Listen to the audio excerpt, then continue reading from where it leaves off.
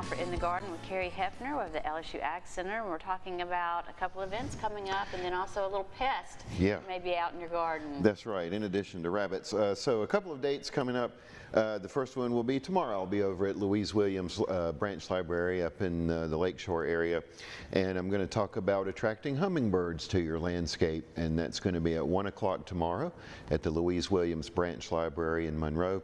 And then not this coming weekend, but the next weekend, the Watermelon Festival in Farmerville is coming up. I know Marquet's in the kitchen going to show you something with watermelons. I hope next week to have a very special watermelon to cut open on camera for next week's In the Garden. But some fun things are coming up in Farmerville.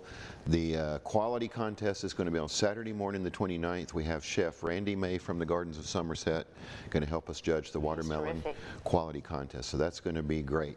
Okay, let's take a look at this little guy right here. If we can zoom in on him, how about that? Now I want to show you this picture for a couple of reasons. First of all, on the left you see the needle-like proboscis that this little critter has, and it's injecting right into the vascular tissue of the plant.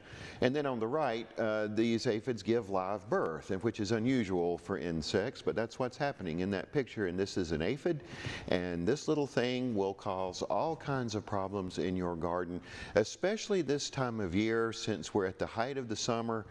Plants in our garden that have been there for a while are stressed right now, more than likely, and these insects are going to attack plants that are stressed first. They're going to home in on those. So there are two ways to treat aphids. You can treat them topically. This would include using something like light horticultural oils, which is just a very refined mineral oil. You can also use pre-mixed insecticidal soaps, and you want to use the pre-mixed versions. You see all types of recipes going around social media now involving dishwashing liquid and other concoctions, and it's going to be very easy to damage your own plants using homemade remedies.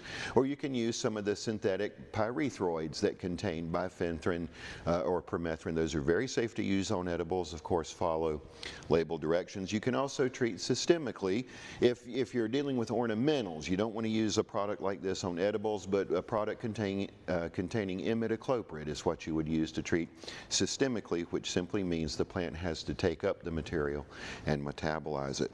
And some things that can really stress plants this time of year include inadequate nutrients. If you let the fertility fall off, inadequate watering, which is very easy to do this time of year. Want to make sure and keep everything adequately watered, keep the soil moist. Inadequate light. If you're growing something in sun that needs shade or growing something in shade that needs light, that can stress a plant. And I see this a lot. Inadequate space for root systems to grow and expand. Someone tries to grow vegetables in a bucket or something like that. Oftentimes it just doesn't work, and that will stress a plant quicker than anything. Yeah, we've learned that the hard way. How do you know if the aphid is eating your plants? I mean, what are the signs? Okay, so what will happen is that insect sucks out the sugary sap of the plant. It will excrete a liquid called honeydew that is also sugary. Your plants will have a sticky, shiny appearance on them, and that honeydew will be colonized by sooty mold, the spores of which are flying around in the air, and that's what will turn your plants black. A very similar situation with our crepe myrtles. And so that's what to look for. Also, ants will start colonizing your plants. They'll actually start farming the aphids because they're wanting that sugary honeydew. Any certain plants? Any and or all plants are susceptible to aphids. So, yeah. All right. Well, thank you so much, Kerry. And if you have any questions, you can always call Kerry at the LSU Ag Center. Now